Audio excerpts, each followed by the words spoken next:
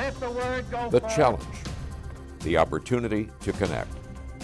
The 1960s, a time of imagination and change, a time of anger and fear. The 1960s, a pioneering program called Challenge Good evening, ladies and gentlemen. that looked at our connections, our divisions, through the lens of shared values. For something real.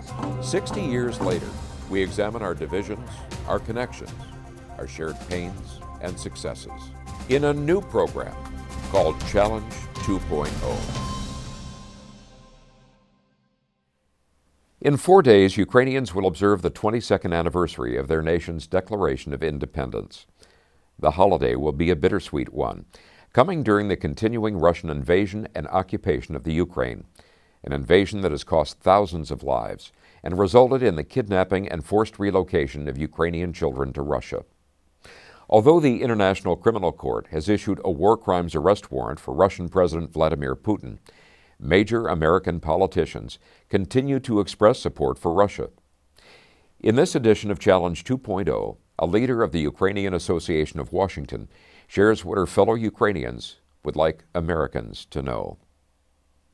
And we have with us today a person who's particularly aware and familiar with all the various issues and all the various related tragedies from the Russian invasion of the Ukraine, and that is Tanya Zayka. Tanya is a member of the Ukrainian Association of Washington State, if I have that correct, Yes. and been very active in trying to find ways to aid Ukrainians either that are moving out of the Ukraine or still in Ukraine. Thank you so much for joining us, Tanya. Thank you for having me. What I'd like to do is go back, and as I understand, if I remember correctly, you were born and raised in the Ukraine throughout much of your life and then moved to the United States. What do you remember from your life in the Ukraine most as a child? So I was born in Kiev, and I lived there for 14 years. So I moved here as a teenager. My brightest memories are from time at my grandma's village. So generation of my parents, as Soviet Union was going through industrialization, people who were born after World War II were still predominantly born in the rural areas, and then youth, as they grew up, they would move to big cities to get education, and most likely they would stay in big cities and work in factories. And so there was this big tendencies of people from my generation to have grandparents in villages, on the farms. So our parents moved to big cities and then had us, and then all the grandkids would get shipped off to the farm for the summer, because almost everybody from big cities had grandparents on the farm. So in the summertime, I would get shipped to the farm to work, and just to be a kid, do all the fun stuff that farmland offers. So, and there's also a lot of other kids that also came from big cities to the farm. So even though it was a lot of work, I know how to milk a cow. I had to collect hay. Potatoes is a big thing. So we had to, and it's all manual labor. You take your manual tools and you first you plant the potatoes, and then you pull the weeds, and we're talking acres. So this wasn't something you do in the space of a morning and then be off for the afternoon. No, right now I have a 2x2 little vegetable bed, and I can't keep up. But then back then it was a lot of work. But those are my brightest memories. And what sort of, when you did have some downtime, when you weren't weeding or taking care of things, what sort of things did you do for fun? And I think that's so important, because when any location is the center of news coverage for something as tragic as the invasion, we get a picture of a place based on what we see in the news coverage, and we don't recognize that there was this whole experience outside of that. So what are your fondest memories outside of doing the farm work? What would you do for fun, and how did you relate with your grandparents when you would go to the farm? See, I was a very good child. So for fun, I read.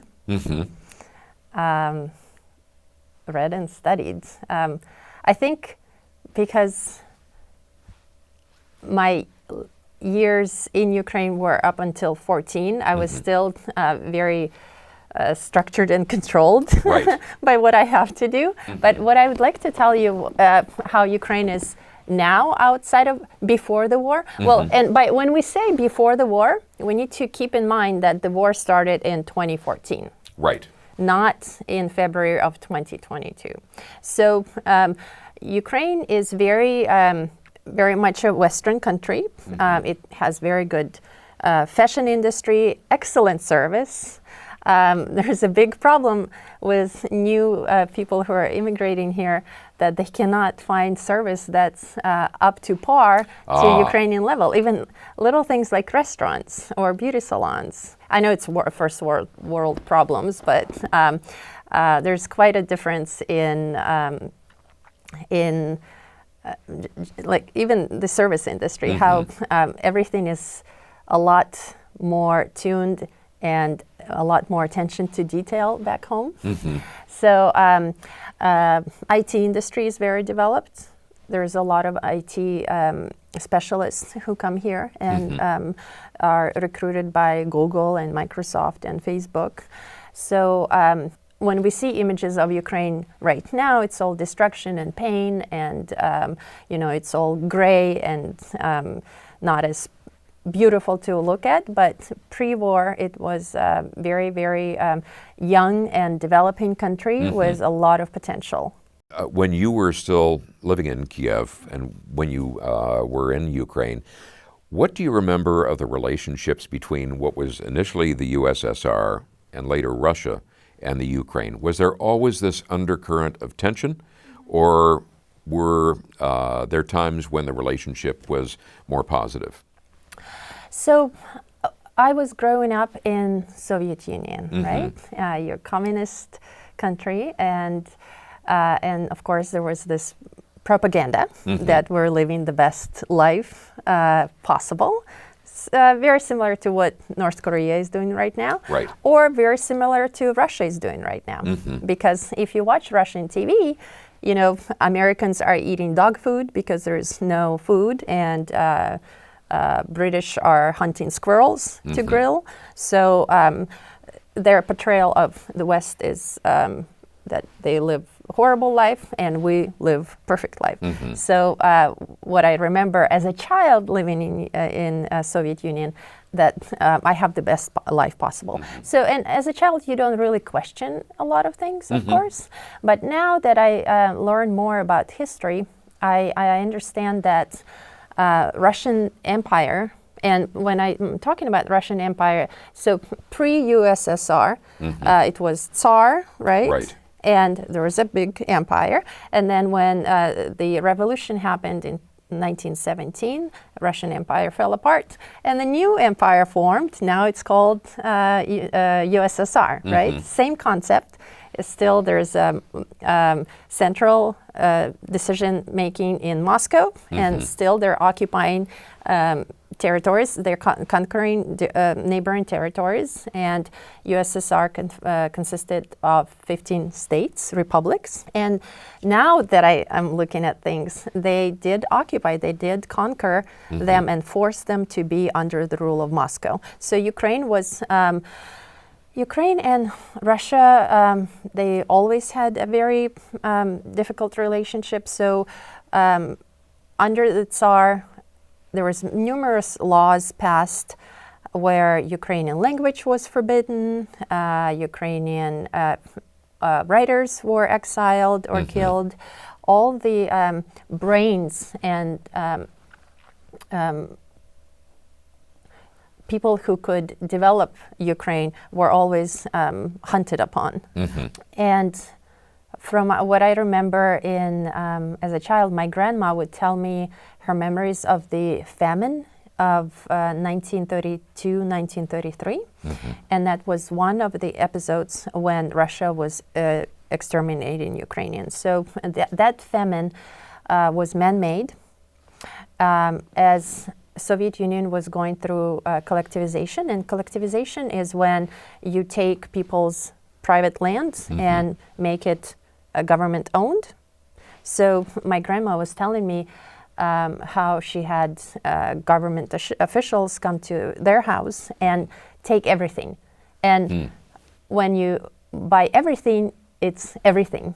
They take your furniture, they take your clothes, they took the roof of the house. They took the roof off They the took house. off the roof of the house because my grandma's family was very hardworking, and they were better off than average family, and they had a metal roof.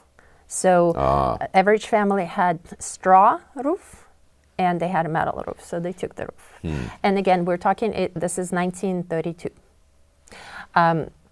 And my grandma was 5 at the time. So she remembers that her father was dead on the floor, starved to death. And she said they left salt and matches. So she took the box of matches and she was playing on her father's chest, just playing with matches as a little child, not realizing that her father is dead.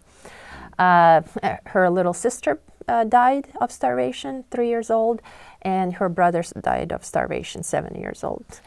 Tanya, that raises for me an interesting question. That is, you mentioned that there was Ukrainian language, there were Ukrainian intellectuals, writers, and artists that were exiled. So Ukraine, even though the general association, I think, in much of the United States is that Ukraine was a part of the USSR, and of course, we'll talk later about the claims made by Russia right now, is that it was a distinct entity. It was its own culture that grew up and was eventually assimilated into Tsarist Russia, I would assume. Give us a little background on that, if you would. Yeah, so Ukraine has its own culture, it has its own language, and Ukrainian people, and if you're following the news, you can tell Ukrainian people are fighters. Yes. They're not easily submissive people. So through history, as Russia was trying to take over Ukraine, Russia had to do a lot of steps to erase Ukrainian culture. There is a saying, our very famous Ukrainian poet, Lina Kostenko, she says, if you want to destroy a nation, start with its language. So there was a lot of persecution against Ukrainian language. And I'm a very good example of what happened historically. I'm Ukrainian, but I was born into a Russian-speaking family. So I'm what's called a Russian-speaking Ukrainian, which right now I realize I represent the oppression of Russia, of Ukrainian people by Russia. So what that means, entire regions of Ukraine were exiled into Siberia, into Kazakhstan, and then Russians were sent to fill those territories, and they brought the Russian language with them. About what time period did that happen? I don't want to be inaccurate, but I think it's early 1900s. Okay. Yeah, but fact check that statistic. But I think early 1900s. So this predated by a considerable period all of the events we're here to talk about today. When was your last visit to the Ukraine prior to the Russian invasion then? 2015, right after things settled, after the first invasion. What do you remember from that visit? For example, what was the mood like? Well, it's definitely more patriotic.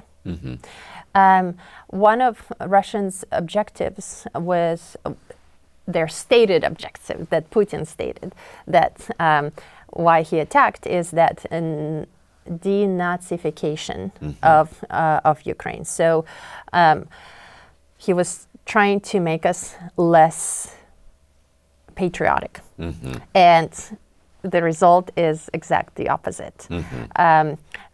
People who did not speak Ukrainian started to learn Ukrainian. Interesting. Because they don't want to. They just like me. I'm one of those people. I'm relearning my Ukrainian. I try to speak Ukrainian to everybody who understands Ukrainian. I still speak Russian to my Russian friends. So when I was back there in 2015, I did feel a lot more pride, a lot more unity. and the life was still seemed normal in in Kiev. I was in Kiev, but there was definitely full scale war was happening on the east of the country. So I did see, military young men walking around. Yeah. As you've been in contact with friends, relatives who are still in the Ukraine, what are some of the stories that they have told you about that have made the biggest impression on you? I am in direct contact because I volunteer a lot. This is like my second job now. Yeah. And I am in daily contact with everyday heroes back home. And there's different things that I do for Ukraine, but one part is I work with some women and children who are refugees, internal refugees. They're still in Ukraine, but they had to leave their homes from in the east part of the country and moved west where it's safer. So one thing that amazes me is they have nothing. They lost their homes. They left their homes with just a backpack. And they make art, they make jewelry, they make toys, and they send them to me. I sell them here at fairs, fundraisers, and send the money back to them. And every single one of them said, Tanya, half of the money we want you to donate to the army or to other people who are in need. So even being in positions where they are right now, they still want to donate and not keep all the money for themselves. To me, that's pretty amazing. You had a phrase, and I may not have it exactly correct, but I think you said everyday heroes. Yeah. What makes them everyday heroes? What has their life experience been? What has been their mission that makes them a hero?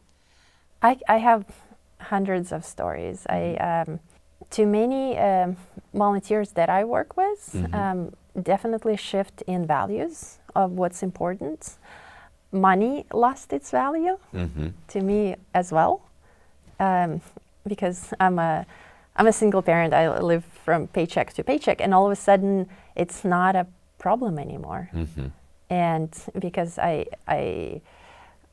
realized that money is so insignificant when your child has 2 legs and 2 arms and they're not torn off. It's not having enough money to buy a new pair of shoes is like, it's not important anymore. Right. So people back home, one thing that I find across the board is a shift in values. Also refocusing on living your best life today. And they're teaching me, they're sitting under bombs. I get, sometimes they send me live videos of things explode. Like they're sitting in their apartment and there's all this terrible noise everywhere because they're being bombed. And I am trying to pacify them and comfort them. And they're like, Tanya, don't worry, you need to sleep. It's too early and you're not gonna have enough sleep and you're gonna be worried about us. So you need to worry about us a little bit less. Right. So they're trying to calm me down, sitting under bombing. So those people are just, I realize the spirit, the human spirit, and how far it can rise. I met some soldiers who came here to United States. There is a big, very, very good foundation. It's called Protez Foundation. They make prosthetics, and they're in Minnesota. And the heroes who are protecting Ukraine at the front lines, those who lost their limbs, they came here for prosthetics, and they toured United States to raise funds for other soldiers. Young men, early 20s, just beautiful human beings, and as soon as they're comfortable walking again, they're going back to the front lines and keep fighting. So, you're Superman and you're Spider-Man, all of a sudden, they are nothing compared to human people who do all these heroic things. Right, right. What does that, if I can ask, what does that do to you when you get off the phone? You've met one of these soldiers who have given everything up to almost their lives, or you are talking with friends or relatives and they're saying, the bombs are falling, that's that noise, rest. What does that do to you when you get off the phone? I mean, that must be difficult to deal with too. You know, they inspire me. It by no means makes me, well, it does make me sad, but it does not disappoint me. It moves me to do more. And working with volunteers back home, I have millions of examples of how much a single person can do. It sounds like a cliche, and it's been said many million times, but each of us can do so much. Even if somebody doesn't have money to donate, they can do a small gesture to give somebody hope. Right. I had, it gives me goosebumps. I had. You're not alone.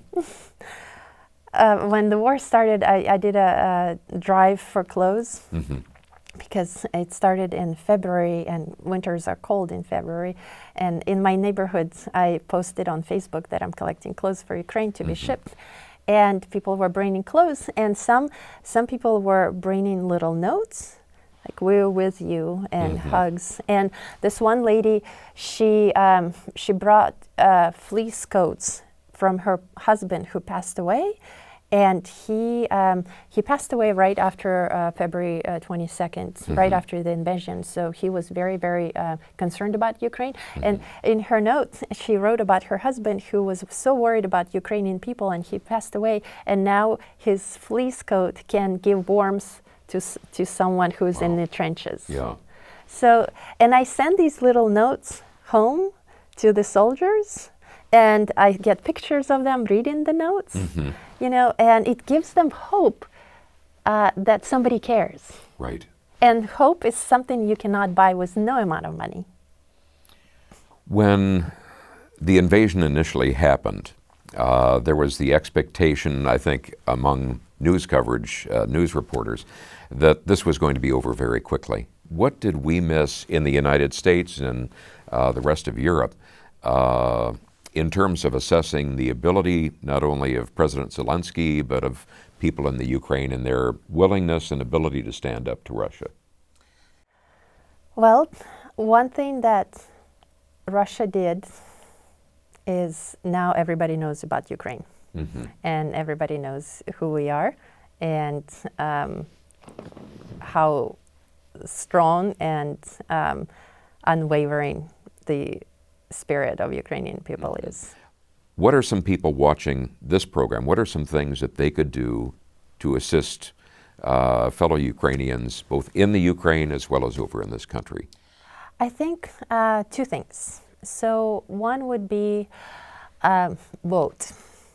Talk to your congressman, talk to your representatives who can make the votes in favor of helping Ukraine win. And I always like to make two distinctions: peace for Ukraine and victory for Ukraine. Two very different things. If those who say peace for Ukraine, peace for Ukraine can be done today if Ukraine gives up. Russia takes over, they tell us, they occupy us, the war ends. And Ukraine ends as well. There's not going to be Ukraine. So when we are talking to our representatives, congressmen, we want victory for Ukraine. Right. So that's a very big distinction. And second thing is, of course, donating to organizations that you trust. I'm a representative of Ukrainian Association of Washington State. I can tell you more later about what we do, but we cannot do anything without donations, of course. Is there a question I haven't asked that would address a point that you'd like to bring up? Before I forget, okay, I would like to invite everyone to a big celebration, big festival. It's Ukrainian Independence Day. Ukrainian Independence Day is August 24th, but the celebration will be on a Saturday, August 26th in Renton. And it will be, last year it was several thousand people with delicious food, music, activities for the whole family. And unfortunately, Ukraine have been in the news as a place of pain and disaster right now, but we want to show you our true culture and what we're all about. And we're about family, we're about spirit, we're about beauty and passion. And when you come to our celebration, you will get immersed in all of that. Tanya, thank you so much, and thank you for agreeing to be part of this conversation, carrying it over into next week's episode. So we definitely hope you'll join us again next week for Challenge 2.0 as we continue this very important conversation. Thank you. If you've enjoyed this program, found our conversations to be informative, entertaining, and thought-provoking, and the vision inspiring of people from different backgrounds who can disagree without being disagreeable, perhaps you might consider supporting our program with a contribution. Your support will not only help our program continue, it will also support the broader efforts of Paths to Understanding, our supporting parent nonprofit organization.